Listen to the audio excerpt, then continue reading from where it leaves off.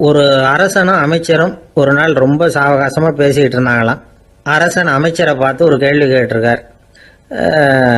ஏங்க அமைச்சரே, ஆசை இல்லாத ஒரு மனுஷனால் இருக்க முடியுமா அப்படின்னு.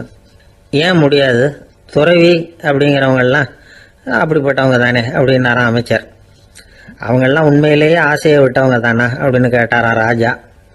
அப்படி தான் இருக்கணும் அப்படின்னாராம் அமைச்சர். அப்படின்னா ஆசையே இல்லாத ஒரு உண்மையான துறவியை நான் பார்க்கணுமேன்னார். அது என்ன பிரமாதம், அதுக்கு நான் ஏற்பாடு பண்ணுறேன் அப்படின்னுட்டார் இவர். சொல்லிவிட்டு உடனே புறப்பட்டு போனார். அங்கே தேடினார். அப்புறம் தான் அவருக்கு புரிஞ்சுது உண்மை துறவியை கண்டுபிடிக்கிறது எவ்வளவு கஷ்டமான காரியம்னு. இருந்தாலும் ராஜா கிட்ட சொல்லியாச்சே உண்மை துறவியை காட்டுறேன்னு. இப்போ என்ன பண்ணுறது, ராஜா கிட்ட சொன்னபடி நடக்கலைன்னா அவருக்கு கோபம் வந்துடும். அமைச்சர் ஒரு யோசனை பண்ணார். அவருக்கு ஒரு வழி தெரிஞ்சுது. அதுதான் சரின்னு முடிவு பண்ணார். அதாவது அந்த ஊரில் அவருக்கு தெரிஞ்ச நாடக நடிகர் ஒருத்தர் இருக்கிறார், நல்லா நடிப்பார். அவரை போய் பார்த்தார். இதை பாருப்பா, எனக்காக நீ ஒரு காரியம் செய்யணும்னார். என்னன்னு கேட்டார் அவர். நீ ஒரு துறவி மாதிரி கொஞ்ச நேரத்துக்கு நடிக்கணும். ராஜா உன்னை பார்த்துட்டு போகிற வரைக்கும் நடி, அது போதும். அதுக்காக உனக்கு 10,000 ரூபா தரேன் அப்படின்னார். அவர் எந்த காலத்தில் இவ்வளவு பணத்தை மொத்தமாக பார்த்துருக்கார். அதனால் உடனே சரின்னு ஒத்துக்கிட்டார். அமைச்சர் அரண்மனைக்கு திரும்பி வந்தார். என்ன அமைச்சரே, இன்னுமா ஒரு உண்மையான துறவி கிடைக்கலன்னார். உண்மையான துறவி ஒருத்தரை இப்போ தான் கொஞ்ச நேரத்துக்கு முன்னாடி பார்த்து பேசிவிட்டு வர்றேன். அவர் நம்ம ஊருக்கு வெளியில் குளத்தங்கரையில் உள்ள ஒரு ஆலமரத்துக்கு அடியில் உட்காந்துருக்கிறார் அப்படின்னார் இவர். அப்படின்னா உடனே புறப்படுங்க அப்படின்னார் ராஜா. பரிவாரங்களோடு புறப்பட்டார். அங்கே அந்த மரத்தடியில் அந்த ஆள் வேஷம் போட்டுக்கிட்டு துறவி மாதிரி உட்காந்துருக்கிறான். ராஜா நேராக போனார். அந்த துறவி காலில் பொத்துன்னு விழுந்து வணங்கினார். உடனே ராணியும் அவர் காலில் விழுந்தாங்க. அடுத்தபடியாக அமைச்சர் விழுந்தார். அவருக்கு தெரியும் இது நம்ம ஆள் தான்னு. இருந்தாலும் என்ன பண்ணுறது, நேரம். அப்புறம் பரிவாரங்கள்லாம் துறவி காலில் விழுந்து ஆசீர்வாதம் வாங்கிட்டாங்க. ராஜா அப்புறமா தங்கத்தட்டில் பொண்ணையும் பொருளையும் வச்சு அந்த துறவிகிட்ட ரொம்ப பணிவாக நீட்டுறார். தாங்கள் தயவு பண்ணி இதை ஏற்றுக்கணும் அப்படின்னு வேண்டிக்கிட்டார். அந்த துறவி பற்று இல்லாமல் அதை பார்த்தார். எல்லாத்தையும் திறந்துட்ட எனக்கு இதெல்லாம் எதுக்காக அப்படின்னு சொல்லி அதை மறுத்துட்டாராம். ஆஹா, உண்மையான துறவியை பார்த்துட்டோம் அப்படிங்கிற ஆனந்தம் அரசருக்கு. ரொம்ப நிம்மதியாக திருப்தியாக திரும்பி வந்தார் அரண்மனைக்கு. அதுக்கப்புறம் அமைச்சர் யாருக்கும் தெரியாமல் அந்த துறவிகிட்ட ஓடினார்.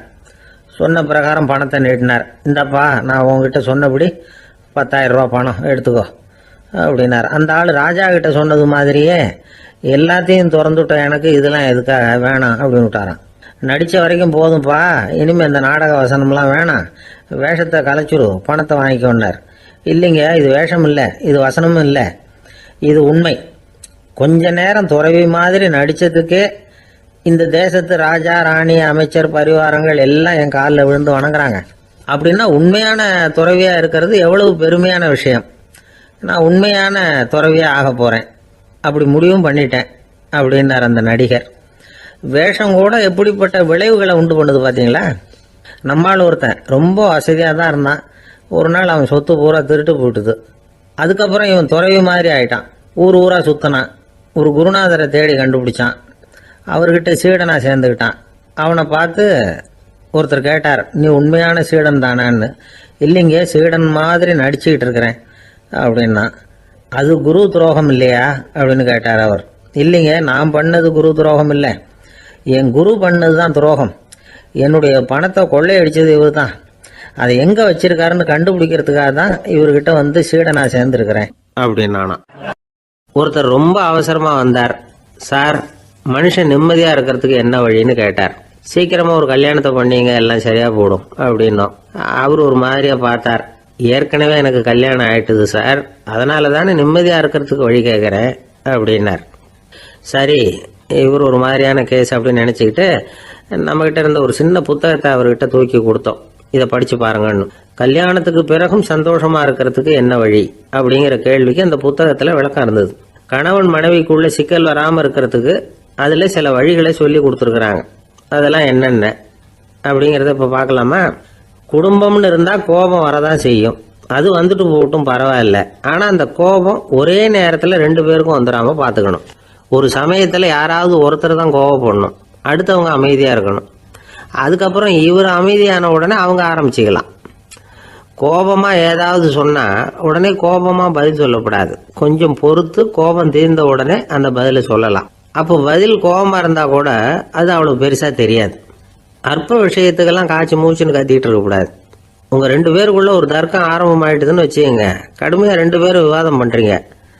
உங்களில் ஒருத்தர் இதில் ஜெயிக்கணும்னா அது நீங்களாக இருக்க வேணாம், அடுத்தவங்க ஜெயிக்கிறதுக்கு நீங்கள் துணையாக இருங்களேன். அப்படின்னா நீங்கள் கொஞ்சம் விட்டு கொடுக்கணும், அவ்வளவுதான்.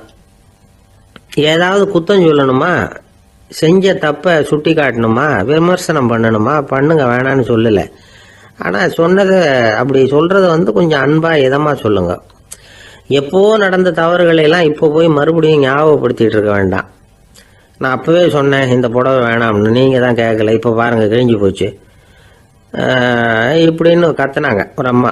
எப்போ சொன்னீங்கன்னு கேட்டால் ஒரு 10 வருஷத்துக்கு முன்னாடி தீபாவளி சமயத்தில் அப்படிங்கிறாங்க. அது என்ன இன்னும் அப்படியே புதுசாகவே இருக்கும்? உங்களுக்கு அவர் தான் பெருசு, அவருக்கு நீங்கள் தான் பெருசு. அதை விட இந்த உலகத்தில் வேற எதுவும் முக்கியம் இல்லைன்னு நினைக்கணும். நீ தான் என்னுடைய உலகம்னு எத்தனை தடவை சொல்லியிருப்பீங்க? அதெல்லாம் வெறும் வசனமாக போயிடக்கூடாது. ஏதாவது ஒரு பிரச்சனையை பற்றி கடுமையாக விவாதம் பண்ணிக்கிட்டு இருக்கீங்க, அதை அப்படியே பாதியில் விட்டுட்டு படுக்கைக்கு போயிடக்கூடாது. சொச்சத்தை நாளைக்கு பேசிக்கலாம்னு. அப்படி போனால் தூக்கம் வராது. பிரச்சனையை ஒரு முடிவு பண்ணிக்கிட்டு அதுக்கப்புறமா தூங்க போகணும். ஒரு நாளில் ஒரு தடவையாவது உங்கள் ஜோடியை பாராட்டி நல்ல விதமாக கனிவாக ஒரு வார்த்தை சொல்லணும் அப்படின்னு தீர்மானம் பண்ணீங்க. ஏதாவது தப்பு பண்ணிவிட்டீங்கன்னா பரவாயில்ல, அதை ஒத்துக்கிறதுக்கும் மன்னிப்பு கேட்கறதுக்கும் தயாராக இருக்கணும். அது ஒன்றும் கேவலம் கிடையாது. வீட்டுக்குள்ளே தானே கேட்க போகிறீங்க, வெளியில் யாருக்கு தெரிய போதும்? எப்படியோ உங்களுக்குள்ள ஒரு சமரசம் ஆனால் சார் தான். ஒரு தகராறுன்னு எடுத்துக்கிட்டா குறைஞ்சபட்சம் அதுக்கு 2 பேர் தேவை. தனியாகவே உட்காந்துக்கிட்டு நான் இப்போ தகராறு பண்ணிகிட்டு இருக்கிறேன் அப்படின்னு யாரும் சொல்ல முடியாது. 2 பேர் தகராறு பண்ணுறாங்கன்னா பொதுவாக அந்த 2 பேரில் யார் அதிகமாக பேசுகிறாங்களோ அவங்க பேரில் தான் தப்பு இருக்கும். அதை மனசில் வச்சுக்கணும். இதெல்லாம் தான் அந்த புத்தகத்தில் போட்டிருக்கிற வழிமுறைகள். இவ்வளவும் சரியாக வரலைன்னா அப்புறமா சொல்லுங்கள், வேற புத்தகம் ஏதாவது இருக்கான்னு தேடுவோம். ஒரு கணவன் தன்னுடைய மனைவியை அழைச்சிட்டு ஒரு மனோதத்துவ டாக்டர்கிட்ட வந்தாரா. டாக்டர், எங்களுக்கு கல்யாணம் ஆகி 30 வருஷ காலமாக நாங்கள் ஒரு விஷயத்தில் கூட ஒத்து போனதில்லை அப்படின்னு ஆரம்பித்தார். உடனே அந்த அம்மா குறுக்கிட்டு, அது 30 வருஷம் இல்லை 32 வருஷம் அப்படின்னாங்களாம். சில பேரை இப்படி சொல்கிறது உண்டு. அடுத்தவங்களை அனுசரித்து நடந்துக்க தெரியல, அவன் என்ன சார் மனுஷன் அப்படிம்பாங்க. சக மனிதர்களோட எப்படி பழகிறது அப்படின்னு தெரியாததுனாலேயே பல பேர் இன்னைக்கு சங்கடப்பட்டுக்கிட்டு இருக்கிறாங்க. வசதி வாய்ப்பெல்லாம் சரியாக இருக்கும், ஆனால் வாழ்க்கை சரியாக இருக்காது. இன்னொருத்தர்கிட்ட எப்படி பேசுறது பழகிறதுங்கிறது தெரியாததுனால தான் இந்த அவஸ்தை. சரி, இந்த அவஸ்தை இல்லாமல் வாழறது எப்படி? இதுக்கு அனுபவசாலிகள் சில வழிமுறைகளை சொல்கிறாங்க. அதெல்லாம் என்னென்னங்கிறத இப்போ தெரிஞ்சுக்குவோம். முதல்ல நம்ம நாக்கு நம்ம கண்ட்ரோலில் இருக்கணும். வார்த்தைகளை கொட்டி விட்டு அதுக்கப்புறம் அள்ள முடியாமல் கிடந்து கஷ்டப்படக்கூடாது. எப்படி பேசுகிறோங்கிறதும் முக்கியம், பேசுகிறப்ப எப்படி முகத்தை வச்சிருக்கிறோங்கிறதும் முக்கியம். அன்பாக பேசினாலும் நல்லா இருக்கும். அப்படி பேசுகிறப்ப ஆதரவாக அவர் தோள் மேலே ஒரு கையை போட்டுக்கிட்டு பேசினா இன்னமும் நல்லா இருக்கும். 2வது விஷயம், இன்னொருத்தர்கிட்ட பேசுகிறப்ப வாக்குறுதிகளை அள்ளி வீசக்கூடாது. கொடுக்குற வாக்குறுதி குறைச்சலாக இருக்கணும். அப்படி கொடுத்த வாக்குறுதியை கண்டிப்பாக நிறைவேற்றணும். நாம் ஒருத்தரை பாராட்டுறோம் அல்லது அவரை பற்றி அபிப்பிராயம் சொல்கிறோம்னா அது ஆக்கப்பூர்வமாக இருக்கணும். நம்ம பாராட்டு அல்லது விமர்சனம் அடுத்தவருடைய முன்னேற்றத்துக்கு உதவுறது மாதிரி இருக்கணும். நாம் சொல்கிறத கேட்டுட்டு அவன் தலையில் கையை வச்சுட்டு உட்காந்துடக்கூடாது. எப்பவும் உற்சாகமாக இருக்கணும், முகம் அலர்ச்சியாக இருக்கணும். மனுஷன் இருந்தால் வருத்தம், கவலை, ஏமாற்றம் எல்லாம் இருக்க தான் செய்யும். அதெல்லாம் மனசில் இருக்கட்டும். அந்த வருத்தமும் கவலையும் ஏமாற்றமும் சேர்ந்துக்கிட்டு நம்ம முகத்தில் இருக்கிற மலர்ச்சியை மூடி மறைக்கிறதுக்கு நாம் இடம் கொடுத்துடக்கூடாது. எந்த விஷயத்தை பற்றி யாருக்கிட்ட பேசினாலும் வெளிப்படையாக பேசணும், திறந்த மனசோட பேசணும். மூடி மறைச்சி முன்னு மூங்கிக்கிட்டு இருக்கக்கூடாது.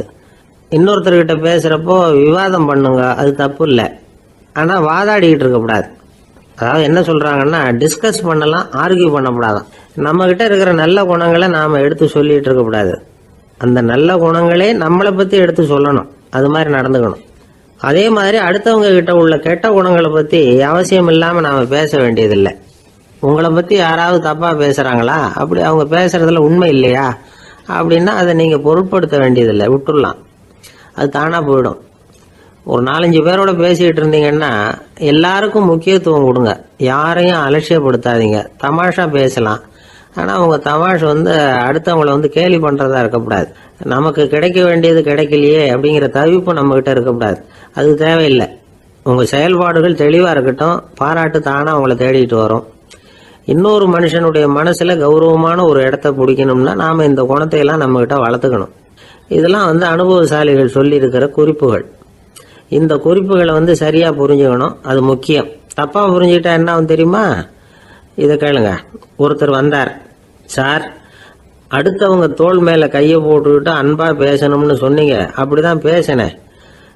அவர் முதுகை கூட தட்டி கொடுத்தேன், என் வேலை போயிட்டுது சார், வீட்டுக்கு அனுப்பிச்சிட்டாங்க அப்படின்னார். யாருக்கிட்ட அப்படி பேசுனீங்கன்னு கேட்டோம். என் முதலாளிகிட்ட சார் அப்படிங்கிறார் ரொம்ப சோகமா. ஒரு ஊரில் ஒரு குரு இருந்தார், ஜென் குரு. அவரை தேடிட்டு ஒரு மன்னர் வந்தார். வந்தவர் ஜப்பான் மன்னர். தோட்டக்கலையை பற்றி தெரிஞ்சுட்டு போகிறதுக்காக அவர் வந்தார். எப்படி தோட்டம் அமைக்கிறது அப்படிங்கிறத பற்றி அந்த குரு விவரமாக சொல்லி கொடுத்தாரு. ஒரு நாள் 2 நாள் இல்லை, 3 வருஷம் கற்றுக் கொடுத்தார். அதுக்கப்புறம் சொன்னார், நான் கற்றுக் கொடுத்துட்டேன், இனிமேல் நீங்கள் போகலாம், போய் தோட்டம் அமைக்கலாம், அதுதான் உங்களுக்கு பரிசை. தோட்டம் அமைச்ச பிறகு சொல்லி அனுப்புங்க, நான் வந்து பார்க்குறேன். நீங்கள் இங்கே என்னவெல்லாம் கற்றுக்கிட்டீங்களோ அதையெல்லாம் அங்கே செயல்முறையில் செஞ்சு காட்டுங்க அப்படின்னு சொல்லி அனுப்பி வச்சார். மன்னர் போனார். அரண்மனைக்கு பக்கத்திலேயே ஒரு பெரிய தோட்டத்தை உண்டு பண்ணினார். அழகான மரங்களையும் செடிகளையும் உருவாக்கினார். கிட்டத்தட்ட 1000 தோட்டக்காரர்களை பயன்படுத்தி 3 வருஷங்கள் முயற்சி பண்ணி அந்த அழகான தோட்டத்தை உருவாக்கினார். குருகிட்ட இருந்து செய்தி வந்தது, நாளைக்கு வந்து தோட்டத்தை பார்க்குறேன் அப்படின்னு. மன்னர் உடனே சுறுசுறுப்பாயிட்டார். முதல் நாளே தோட்டத்தை சுத்தப்படுத்தினார். ராத்திரி பூரா யாரும் தூங்கலை. எல்லாருக்கும் தோட்டத்தை ஒழுங்குபடுத்துகிற வேலை. அது அந்தந்த இடத்துல ஒழுங்காக இருக்குதா அப்படின்னு சரி பார்த்தாங்க. ஒரு தவறும் இல்லாத வகையில் அதை ஒழுங்குபடுத்தினாங்க. மறுநாள் குரு வந்தார், தோட்டத்தை பார்த்தார். அவருக்கு கோபம் வந்துட்டுது. மன்னருக்கு ஆச்சரியம், எப்பவும் சிரிச்சுக்கிட்டே இருக்கிறவர் இப்போ இப்படி இருக்கிறாரே அப்படின்னு. மெதுவாக குருக்கிட்ட போய் எல்லாம் சரியாக தானே இருக்குது அப்படின்னார். எல்லாம் சரிதான், ஆனாலும் எங்கே அந்த பொன்னிற காற்று அப்படின்னார். உதிர்ந்த இலைகள், பொன் மஞ்சள் நிற இலைகள் காற்றில் அப்படி புரண்டு ஓடுவதை நான் பார்க்க முடியவில்லையே அப்படின்னாராம். அது இல்லாமல் இந்த தோட்டம் உயிரோட்டம் உள்ளதாக இருக்காது, இதில் பாடல் இல்லை, ஆடல் இல்லை, அதெல்லாம் இல்லாமல் இந்த தோட்டம் ரொம்பவும் செயற்கையாக தெரியுதேன்னாராம். மன்னர் இப்போதான் யோசனை பண்ணார். கீழே கிடந்த காஞ்சி போன இலைகள் மட்டும் இல்லை, மரத்தில் இருந்த காஞ்சி போன இலைகளையும் அப்புறப்படுத்தி சுத்தமாக வச்சிருக்கிறார். இறப்பும் வாழ்க்கையினுடைய ஒரு பகுதி தான். மரணம்ங்கிறது வாழ்க்கைக்கு எதிரானது அல்ல, அதை நிரப்பும் ஒரு பகுதி தான் அது. மரணம் இல்லையில் வாழ்க்கையே இல்லை அப்படிங்கிறது பெரியவங்க கருத்து. இப்போ அந்த தோட்டம் அழகாக தான் இருக்குது, இருந்தாலும் அது ஒரு ஓவியம் மாதிரி உயிர் இல்லாமல் இருக்கு. குரு ஒரு வாளியை கையில் எடுத்துக்கிட்டார். தோட்டத்தை விட்டு வெளியில் போனார். ஏற்கனவே வீசி எறிந்த அந்த சருகுகளை எல்லாம் அள்ளி கொண்டுகிட்டு வந்தார். உள்ள எல்லா இடங்கள்லையும் அதை வீசினார். உடனே காற்று அந்த காய்ந்த சருகுகளையும் பழுத்த இலைகளையும் அசைக்க ஆரம்பிச்சுட்டுது. இப்போ அங்கே சலசல சத்தம், சங்கீதம், இலைகளின் நடனம். ஓவியம் மாதிரி இருந்த அந்த தோட்டத்துக்கு இப்போ உயிர் வந்துட்டுது. இதுதான் அந்த பொன்னான காற்று அப்படின்னாராம் குரு. மன்னருக்கு புரிஞ்சுது. மிகப்பெரிய ஜென் கேள்வி ஒன்று உண்டு. உம்மான் அப்படிங்கிற ஒரு பெரிய குருவை பார்த்து துறவி ஒருத்தர் கேட்டாராம், இலைகள் எல்லாம் கீழே விழுந்து மரங்கள் மொட்டையாக இருக்கும் பொழுது என்ன நடக்கும்? இதுதான் கேள்வி. இதுக்கு உம்மான் சொன்ன பதில் பொன்னான காற்று, தி கோல்டன் விண்ட் அப்படின்னாராம். இதுக்கு என்ன விளக்கம்னா, உன்னுடைய எண்ணங்கள் எல்லாம் உன்னுடைய மனசிலிருந்து கீழே விழுந்து உனது உள்ளுணர்வானது மொட்டையாக நிற்கும் நிலைதான் அது. உனது வேர்களின் அருகில் காற்று வீசுகிறது. எல்லா எண்ணங்களும் உன்னிலிருந்து வெகு தூரத்துக்கு புரண்டு கொண்டே சென்று விடுகிறது. நீ அவற்றை கடந்து விட்டால் நீ அவைகளுக்கெல்லாம் மேலெழுந்து கீழே பார்ப்பவனைப் போல நிற்க ஆரம்பித்து விடுவாய். அதுதான் தியானம் என்பது அப்படின்னு சொல்றாங்க. தியானம்ங்கிறது எண்ணத்துக்கு எதிரானதில்லை. தியானம்ங்கிறது எண்ணங்களை கடந்து செல்வது தான். அதுக்கப்புறம் நாம பொன்னிற காற்றுல ஆட ஆரம்பிச்சிருவோம். இதுதான் பெரியவர்கள் சொல்றது. என்கிட்ட ஒருத்தர் தோட்டம் அமைக்கணும்னு யோசனை கேட்டு வந்தார். எல்லாம் சொல்லி கொடுத்தேன். செடிகள்லாம் செழிப்பாக வளரணும்னா வேர் காயாமல் பார்த்துக்குங்க, தினமும் தண்ணி விடுங்க அப்படின்னு சொல்லி அனுப்பி வச்சேன். 1 மாதம் கழிச்சு ஒரு தோட்டத்தை பார்க்கறதுக்காக போனேன். போய் பார்த்தா எல்லா செடியும் வாடி கிடக்குது. என்னங்க இப்படி பண்ணிவிட்டீங்கன்னு. நீங்கள் சொன்னபடி தான் செஞ்சேன்னார். என்ன செஞ்சீங்கன்னு கேட்டேன். வேர் காயாமல் பார்த்துக்க சொன்னீங்க, தினமும் ஒரு தடவை எல்லா செடியையும் ஒவ்வொன்றா பிடுங்கி பார்த்து வேர் காயாமல் இருக்கா அப்படின்னு பார்த்துட்டு அதுக்கப்புறம் தண்ணி பாய்ச்சனே, அவ்வளவுதான் அப்படின்னார். இந்த உலகமே ஒரு நாடக மேடை, நாம் எல்லாரும் நடிகர்கள். இது ஞானிகள் சொல்கிறது. இது ஒரு பக்கம் இருக்கட்டும். இந்த உலகத்துக்குள்ளே எத்தனையோ நாடக மேடைகள், எத்தனையோ நடிகர்கள், எத்தனையோ நாடகங்கள், இதெல்லாம் எப்படி ஆரம்பமாச்சு? அதுதான் இன்னைக்கு தகவல். அதாவது ஆதி மனிதன் பேச ஆரம்பிக்கிறதுக்கு முன்னாடி சைகையாலேயே எல்லாத்தையும் சொல்லிக்கிட்டு இருந்தான். அதனால் அப்போவே நடிப்பு ஆரம்பமாயிட்டுது. முதல்ல ஒரு வேட்டையைத்தான் அவன் நடித்து காட்டியிருப்பான். இவன் எப்படி போனான், எதிரில் மிருகம் எப்படி வந்தது, அதோட எப்படி சண்டை போட்டான், எப்படி அடித்து கொண்டுகிட்டு வந்தான், இதை அப்படியே மற்றவங்களுக்கு நடித்து காட்டியிருப்பான். ஏன்னா மொழி கிடையாது. இந்த காலத்துலலாம் நாடகங்களில் நடிக்கிறவங்கள நடிகர்கள்ங்கிறோம். ஒரு காலத்தில் இவங்களுக்கு என்ன பேர் தெரியுமா? திஸ்பியர்கள் அப்படின்னு பேராம். இதுக்கு காரணம் உண்டு.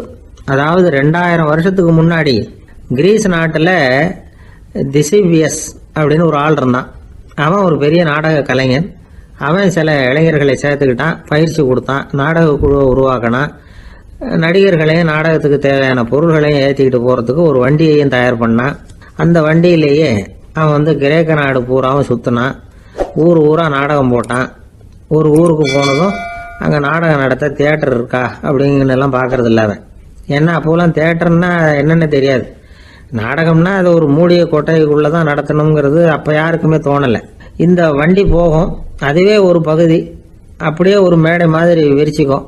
அதில் ஏறி நின்றுக்கிட்டு நாடகத்தை நடித்து காட்டுவாங்களாம். மக்கள்லாம் எதிரில் தரையில் உட்காந்து அதை பார்த்துக்கிட்டு இருக்கிறது. உலகத்தின் முதல் நடமாடும் தியேட்டர் இதுதானா. இந்த திசிபியஸ் தான் முதலாக உலகத்தில் நாடகம்ங்கிற பொழுதுபோக்கை நடத்தி காட்டினவன் அப்படின்னு சொல்கிறாங்க. அவன் சொந்தமாக நாடகம் எழுதுனா, நடித்தான், நாடகத்தை இயக்கினான். அதனால தான் அவனை first man of the theatre அப்படின்னு சொல்லுவாங்க. அவன் தான் நாடக மேடையின் முன்னோடி. கிரேக்கர் காலத்திலேயே நாடக ஆசிரியர்கள், நடிகர்கள், ரசிகர்கள் இவங்கெல்லாம் உருவாயிட்டாங்களாம். நாடகத்தின் சரித்திரத்தில் இந்த 3 பிரிவும் ரொம்ப முக்கியம். அதாவது கிரேக்க தியேட்டர்கள்லாம் திறந்த வெளி மேடைகள் தான். பெரும்பாலும் மலைச்சரிவுகள், அதுவே படிப்படியாக பண்ணியிருப்பாங்க. கீழே அரைவட்ட வடிவில் மேடை, அதுக்கு ஆர்கெஸ்ட்ரான்னு பேர். பிற்காலத்தில் இதில் உட்காந்து இசைக்குழுவினர் வாய்ச்சதுனால இசைக்குழுவுக்கே ஆர்கெஸ்ட்ராங்கிற பேர் வந்துட்டுது. இப்போ கிரேக்க தியேட்டர்களில் ஒன்று, அதோட காலம் கிமு 340. அதை இன்னமும் பாதுகாத்து வச்சிருக்கிறாங்களாம். எபிடாரஸ் அப்படிங்கிற இடத்துல அது இருக்குதான். இன்னமும் அந்த தியேட்டரை பயன்படுத்திக்கிட்டு வர்றாங்களாம். சிறந்த கிரேக்க நாடகங்கள்லாம் அங்கே நடிக்கிறாங்களாம். ஆரம்ப காலத்திலேயே கட்டணம் கிடையாது. அப்புறம் பின்னாடி தான் நுழைவு கட்டணம்லாம் அப்படியே வந்துட்டு தான். நடிகர்கள் பளபளப்பான ஆடைகள் உடுத்தியிருப்பாங்களாம். இந்த குதிகால் உயர்ந்த காலணிகள் போட்டிருப்பாங்களாம். இதெல்லாம் பழைய குறிப்புகள். பலவிதமான உருவங்களில் மாஸ்க் அப்படின்னு சொல்லப்படுற முகமூடி. அதனால் ஒரே நடிகர் பல வேடங்களில் நடிக்கிறது உண்டான். ஆரம்பத்தில் பெண் நடிகர்கள் கிடையாது, எல்லாம் ஆண் நடிகர்கள் தான். ரோமானியர்கள் தான் முதல் நிரந்தர நாடக மேடையை கட்டினவங்க. அதுதான் முதல் தியேட்டர். கிமு 1048 காலகட்டத்தில் பாம்பிங்கிற நகரத்தில் அதை கட்டியிருக்கிறாங்களாம். கிரேக்க ரோமானிய தியேட்டர்களின் அடிப்படையிலேயே இந்த இத்தாலிய வடிவ அமைப்பாளர்கள் இந்த குதிரை லாட வடிவில் ஒரு ஆடிட்டோரியத்தை உருவாக்கினாங்களாம். இப்படி அதை பற்றி நிறைய தகவல் இருக்குது. 1576 லண்டனில் இந்த வின்ஸ்பர்ரி, அப்புறம் இந்த பில்ட்ஸில், அப்புறம் ஜேம்ஸ் இப்படிங்கிற ஒரு முயற்சியால் தான் இங்கிலாந்தில் முதல் தியேட்டர் உருவாச்சான். அப்படி ஒருத்தர் இருந்தாராம். உலக நாடக மேடையின் வரலாறு இதுதான். அதாவது இப்பெல்லாம் அறிவியல் வளர்ச்சி அதிகமாயிட்டுது. திரைப்படம், தொலைக்காட்சி எல்லாம் வந்தாச்சு. ஒவ்வொரு வீடுமே ஒரு குட்டி தியேட்டர் மாதிரி ஆயிட்டுது. தொலைக்காட்சி முன்னாடி உட்காந்து எழுந்திருக்கவே மனசு வர்றதில்லை. ஒரு அம்மா ஒரு மனோதத்துவ டாக்டரை தேடிட்டு வந்தாங்களாம் இந்த காலத்தில்.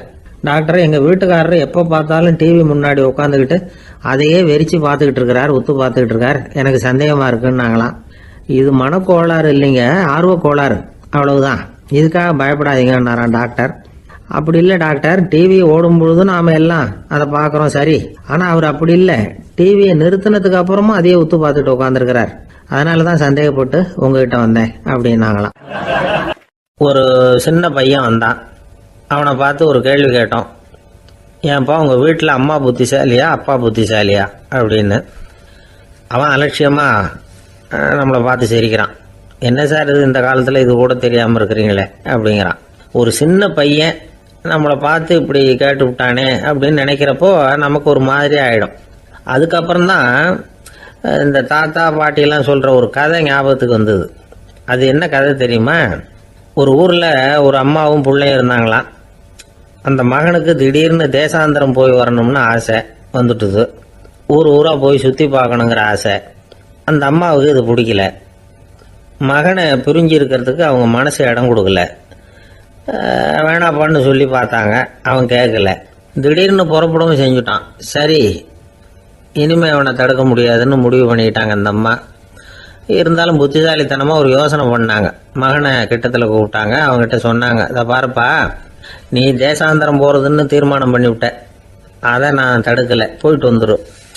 ஆனால் போகிறதுக்கு முன்னாடி எனக்கு ஒரு வாக்குறுதி கொடுத்துட்டு போ அப்படின்னாங்க. போகிறப்போ ராத்திரியாக இருந்தாலும் பகலாக இருந்தாலும் சரி, புளிய மரத்து நிழலில் தான் தங்கணும்.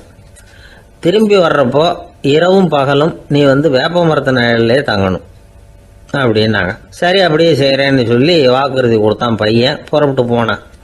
போகிற வழியில் புளிய மரத்து நிழல்லே தங்கினான், தூங்கினான். அப்படி போய்கிட்டே இருந்தான். 7வது நாள் அவன் உடம்பு சுகமில்லாமல் போயிட்டுது. ரொம்பவும் பலவீனமாயிட்டான். இனிமேல் நடக்க முடியாதுங்கிற நிலைமை வந்துட்டுது.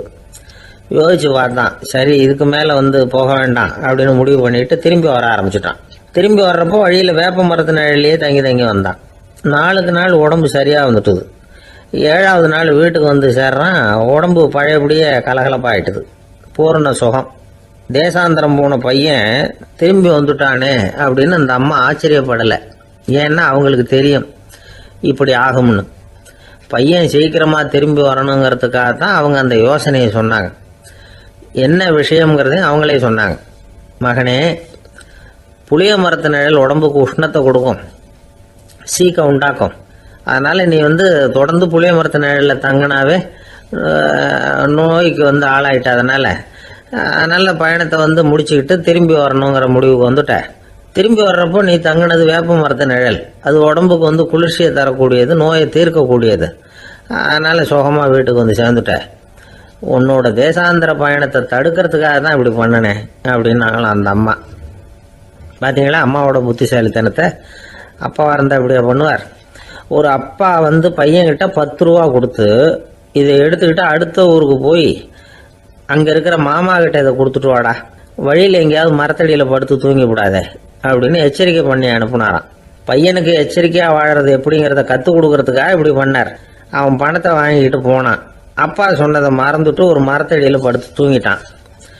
அவனுக்கு தெரியாமல் அவன் பின்னாடியே போன அப்பா அவன் கையில் இருந்த அந்த 10 ரூபாயை நைஸாக எடுத்துகிட்டு வந்துட்டார். அவன் பையில் தானே வச்சுருந்தான், அது தெரியாமல் எடுத்துகிட்டு வந்துட்டார். அவன் தூங்கிக்கிட்டு இருக்கான். எடுத்துகிட்டு ஒரு மறுபடியும் வீட்டுக்கு வந்துட்டார். பையன் முழிச்சுக்கிட்டு பையை தடவி பார்க்குறான், பணத்தை காணும். அழுதுகிட்டே திரும்பி வந்தான். அப்பா கிட்ட விஷயத்த சொன்னான். அப்பா சிரிச்சுக்கிட்டே சொன்னார், அதுக்கு தான்ப்பா ஆரம்பத்திலேயே எச்சரிக்கை பண்ணினேன், இனிமேலாவது நீ ஜாக்கிரதையாக இருக்கணும் அப்படிங்கிறதுக்காக தான் இப்படி பண்ணினேன். அந்த பணம் எங்கேயும் போயிடலை, நான் தான் அதை உனக்கு தெரியாமல் எடுத்து வச்சிருக்கிறேன். இதோ பாரு அப்படின்னு சொல்லிக்கிட்டு சைடு பாக்கெட்டில் கையை விட்டா அது ஓட்டையாக இருக்குது. அதை எவனோ ஏற்கனவே கத்திரிச்சு எடுத்துகிட்டு போயிட்டான். இப்போ அப்பா முகத்தில் அசடு வழிஞ்சுதான். ஒரு ஆள் இருந்தான், நிறைய பணம் சம்பாதிச்சான். ஆனால் செலவு பண்ண மனசு வரல, கருமி. அவன் என்ன பண்ணா, சேர்த்த பணம் பூராவையும் ஒரு மரத்தடியில் புதைச்சி வச்சுருந்தான். வாரத்துக்கு ஒரு தடவை அந்த மரத்தடிக்கு வருவான். புதைச்ச இடத்த ஆவலோடு பார்த்துக்கிட்டு இருப்பான். அதுக்கப்புறம் போயிடுவான். அவ்வளவுதான். ஒரு நாள் ஒரு திருடன் வந்தான். இவன் புதைச்சி வச்சுருந்ததெல்லாம் எடுத்துகிட்டு போயிட்டான். இது தெரிஞ்சு போச்சு. அந்த கருமி புலம்ப ஆரம்பிச்சிட்டான். இவன் புலம்பலை கேட்டதும் அக்கம் பக்கத்தில் இருந்தவங்கெல்லாம் ஓடி வந்தாங்க. என்ன விஷயம்னு விசாரித்தாங்க. இவன் சொன்னான். ஒரு பெரியவர் கேட்டார், ஏப்பா வாரம் இந்த இடத்த பார்க்குறதாக சொன்னியே, எப்போவாவது இதில் இருக்கிற பணத்தை எடுத்து செலவு பண்ணியிருக்கியா அப்படின்னு கேட்டார். நான் அப்பப்போ அதை பார்க்கறது தான் வழக்கம், அதை தொட்டதே இல்லைன்னு அவன். சரி அப்படின்னா இப்போவும் நீ அதே மாதிரி வாரம் ஒரு தடவை இந்த இடத்த பார்த்துட்டு போகலாமே அப்படின்னாராம் அந்த பெரியவர். அதுவும் சரிதானே, எவ்வளவு காலமானாலும் அவன் அந்த பணத்தை எடுத்து செலவு பண்ண போகிறதில்ல. அப்படி இருக்கிறப்ப உள்ளே பணம் இருந்தாலும் ஒன்று தான், இல்லாமல் போனாலும் ஒன்று தான். இதிலிருந்து என்ன புரியுதுன்னா, ஒருத்தர்கிட்ட இருக்கிற பணத்தை கொண்டு அவர் பணக்காரரா ஏழையா அப்படின்னு முடிவு செய்கிறது சரியில்லை. அந்த செல்வத்தை அனுபவிக்கிற திறன், பயன்படுத்துகிற திறன், அதை வச்சு தான் அவர் ஏழையா பணக்காரரா அப்படிங்கிறத நிர்ணயம் பண்ணணும். அதுதான் சரி. செலவு பண்ண தெரியாதவன் சேகரம் பண்ணிகிட்டே இருக்கிறதுனால என்ன பிரயோஜனம்? தலைமுடியே இல்லாதவன் தாராளமாக சீப்புகளை வாங்கி சேகரம் பண்ணுறது மாதிரி தானே இது. சில சமயம் செலவு பண்ண நாம் தயாராக இருந்தால் கூட அந்த செல்வம் நமக்கு பயன்படுறதில்ல. அரேபியாவில் ஒரு நகை வியாபாரி விலை உயர்ந்த முத்துக்களை எல்லாம் அவர் வச்சு வியாபாரம் பண்ணிகிட்டு இருந்தார். அவர் ஒரு சமயம் ஒரு பாலைவனம் வழியாக போயிட்டு இருக்கிறார் ஒட்டகத்தில். அப்போ திடீர்னு கடுமையான புயல் வீச ஆரம்பிச்சுட்டுது. திசை தவறி இவர் எங்கேயோ வந்துட்டார். கூட வந்தவங்களையும் காணலை, எங்கே போனாங்களோ தெரியல. இவர் ரொம்ப பயந்து போய் அங்கேயும் எங்கேயுமா அலைஞ்சு திரியிறார். வழியே தெரியல. பசி கடுமையாயிட்டுது. ஒட்டகத்து முதுகில் ஒரு மூட்டை இருந்தது. அதை பிரித்து பார்த்தார். உள்ளே ஏதாவது இருக்கான்னு தேடி பார்க்குறார். அது வரைக்கும் கண்ணில் தட்டுப்படாத அபூர்வமான ஒரு பை கண்ணில் பட்டுது. ஆஹா, அதில் ஏதாவது சாப்பிட்றதுக்கு இருக்கும் அப்படின்னு நினச்சி ஆவலாக அதை பிரித்து பார்க்குறார். அந்த பையில் விலை உயர்ந்த முத்துக்கள் நிறைய இருந்துதான். அப்போ தான் அவர் நினச்சாராம், விலை உயர்ந்த முத்துக்கள் கூட சாப்பிட்றதுக்கு உணவாக முடியாது அப்படிங்கிறத புரிஞ்சுக்கிட்டாராம். எந்த நேரத்தில் எது நமக்கு தேவையோ அது நமக்கு தாராளமாக கிடைக்கணும். அப்படி அது கிடைக்கிறதுக்கு நம்மக்கிட்ட இருக்கிற செல்வம் பயன்படணும். அது நமக்கும் பயன்படலாம், நம்ம மூலமாக அடுத்தவங்களுக்கும் பயன்படலாம். அதுதான் செல்வத்தின் பயன். ஒரு மரத்தடியில் ஒருத்தன் உட்காந்து அழுதுகிட்டு இருந்தான். அந்த பக்கமாக வந்த இன்னொருத்தன் ஏப்பா அழுதுகிட்டு இருக்கிறேன்னு கேட்டான். இந்த இடத்துல தான் பூமிக்கு அடியில் பணம் இருக்குது, புதைச்ச இடம் தெரியல, அதான் அழறேன் அப்படின்னா. நல்லா ஞாபகப்படுத்தி பாரு, எந்த இடத்துல புதைச்ச அப்படின்னு கேட்டான் இவன். அது எப்படி எனக்கு தெரியும், புதைச்சி வச்சிருக்கிறவன் நான் இல்லையே, எங்கள் எதிர்த்து வீட்டுக்காரன் அப்படின்னானா இவன். அந்த ஆள் என்னை கண்ணா பண்ணான்னு திட்டி விட்டான் சார், அதை நினச்சா எனக்கு ரொம்ப வருத்தமாக இருக்குது அப்படின்னு சொல்லி கவலைப்பட்டார் ஒருத்தர். இதில் கவலைப்படுறதுக்கு என்ன இருக்குது அப்படின்னார் ஒரு பெரியவர். அவர் ஒரு மகான். என்ன சார் இப்படி சொல்கிறீங்க, ஒருத்தர் நம்ம பார்த்து திட்டுனா வருத்தமாக இருக்காதா அப்படின்னார். அது எப்படி வருத்தமாக இருக்கும், திட்டுறதுங்கிறது என்ன, அது வெறும் சத்தம் தானே அப்படின்னார் அந்த பெரியவர். நம்ம ஆளுக்கு தலையை பிச்சுக்கலாம் போல இருந்தது. இருக்காது அப்படின்னா நமக்கு அப்படி தானே தோணுது. அந்த பெரியவர் சொல்கிறது ரொம்ப பெரிய விஷயம். அதை நாம் புரிஞ்சிக்க முயற்சி பண்ணலாம்னா நடைமுறை வாழ்க்கைக்கு அது ஒத்து வர்றது மாதிரி தெரிய மாட்டேங்குது. இருந்தாலும் அந்த பெரியவர் அதுக்கு என்னதான் விளக்கம் கொடுக்குறாருன்னு பார்ப்போமே. ஒரு ரயில் போயிட்டுருக்கு, அதில் ஒரு சாது போயிட்டுருக்கார். அந்த ரயில் அவர் ஹரித்வாரம் போயிட்டுருக்கார். அவர் ரயிலில் ஏகப்பட்ட கூட்டம். நம்ம ஊர் ரயில் கேட்க வேணும், டிக்கெட் வாங்கிட்டு கொஞ்சம் பேர், வாங்காத கொஞ்சம் பேர். அது என்னத்துக்கு அனாவசியமாக டிக்கெட் அப்படிங்கிற நினப்பில் பாதி பேர். இந்த கூட்டத்துக்கு மத்தியில் அந்த சாதுவும் போயிட்டு இருக்கிறார். உட்கார்றதுக்காக இருந்த இடத்துல ஒரு ஆள் படுத்துருக்கிறான், கொஞ்சம் முரட்டு ஆசாமி. அவன் கால் பக்கத்தில் கொஞ்சோண்டு இடம் பாக்கி இருந்தது. அந்த இடத்துல இந்த சாது உட்காந்துருந்தார். மெதுவாக உட்காந்துக்கிட்டார் போய். ஆனால் அந்த ஆள் ராத்திரி பூரா இவரை காலால் உதச்சிக்கிட்டே இருக்கிறான். அது இவருக்கு ரொம்ப அவமானமாக பட்டுது. அதனால் துக்கம் ஏற்பட்டது. இருந்தாலும் அதை ஒரு மாதிரியாக சகிச்சுக்கிட்டே இவர் வந்து சேர்ந்தார். பொழுது விடிஞ்சது. அந்த சாது ஹரித்வார் வந்து சேர்ந்தார். அங்கே ஒரு பெரிய ஞானியை சந்தித்தார். ராத்திரி ரயிலில் அந்த ஆள் உதைச்சதையும் அதனால் தனக்கு ஏற்பட்ட துக்கத்தையும் இந்த சாது அந்த ஞானிகிட்ட சொன்னார். சொல்லிவிட்டு, ஏன் சுவாமி, எனக்கு துக்கம் ஏற்பட்டதே அது தப்பா அப்படின்னு கேட்டார். தவறுதான்னார் அந்த ஞானி. உனக்கு இன்னமும் தேக அபிமானம் போகலைங்கிறது தான் அது காட்டுது. அஷ்டாவக்கிரர் என்ன சொல்றார் தெரியுமா, உண்மையான ஞானி யாராவது தன்னை வந்தனை செய்தால் அதற்காக சந்தோஷப்பட மாட்டார், யாராவது நிந்தனை செய்தால் அதற்காக வருத்தப்பட மாட்டார் அப்படின்னு சொல்றார். நிந்தனைங்கிறது ஒரு ஒலி தான். தேகாபிமானம் இருக்கிற வரைக்கும் இந்த ஒலி நம்மளை வேதனைப்படுத்தும். நான் தேகம் இல்லை, ஆத்மா அப்படிங்கிற நினைவு இருந்தா இந்த ஒலி நம்மளை பாதிக்காது. மனு என்ன சொல்றார் தெரியுமா, ஒரு சாதகன் பாராட்டுதலை விஷம்னு நினைச்சு பயப்படணும், அவமானத்தை அமிர்தம்னு நினைச்சு சந்தோஷப்படணுங்கிறார். அவமானப்பட்டா கவலைப்படாமல் எப்படி இருக்க முடியும் அப்படின்னு தான் நமக்கு தோணும். அதனால தான் நம்மள யாரும் இதுக்கு உதாரணமாக யாரையும் காட்ட முடியல. புத்தரையும் கபீரையும் உதாரணமாக காட்டுறாங்க. அவங்களுக்கெல்லாம் அவமானம் ஏற்பட்டப்போ கவலையே படலையாம். புத்தரை அவமானப்படுத்தணுங்கிறதுக்காக கௌசாம்பி ராணி ஒரு இளம் பெண்ணை கொலை பண்ணி சடலத்தை புத்தர் குடிசைக்கு முன்னாடி போட சொன்னார். போட்டாங்க. புத்தர் தான் அந்த பொண்ணை கெடுத்து கொலை பண்ணி விட்டாருன்னு எல்லாரும் நினைச்சாங்க. ஆனால் புத்தர் இதை பற்றி கவலையே படலை. அப்புறமா உண்மை தெரிஞ்சதும் புத்தர் புகழ் இன்னும் அதிகமாயிட்டுது. ஒரு பெரிய சபையில் ஒரு மோசமான பொண்ணு நுழைஞ்சி தனக்கும் கபீருக்கும் சம்பந்தம் உண்டுன்னு சொன்னா. கபீர் கவலைப்படலை. அவங்க மாதிரியெல்லாம் நாமளும் இருக்க கற்றுக்கணும். நிந்தனை, அபகீர்த்தி, அவமானம் எல்லாம் ஆண்டவன் கொடுக்கிற பிரசாதம்னு நினைக்கணும் அப்படின்னு சொல்றார் அந்த ஞானி. இதை கேட்ட இந்த காலத்து ஆசாமி ஒருத்தர், நான் கூட அப்படிதான் சார், யாராவது அவமானப்படுத்தினா கவலைப்பட மாட்டேன். நேற்று கூட ஒருத்தர் என்ன பலார்னு அரைஞ்சுட்டார், நான் கொஞ்சம் கூட கவலைப்படலை, பேசாமல் வந்துட்டேன்னார். ஏன் அப்படி வந்துட்டீங்க அப்படின்னு. அவர் அரைஞ்சதுலேயும் ஒரு அர்த்தம் இருந்தது, அதனால தான் அப்படி வந்துட்டேன்னார். ஏன் அரைஞ்சாருன்னு கேட்டேன். 10 வருஷத்துக்கு முன்னாடி 15 ரூபா அவர்கிட்ட கடன் வாங்கினேன். அதை கேட்டு பார்த்துட்டு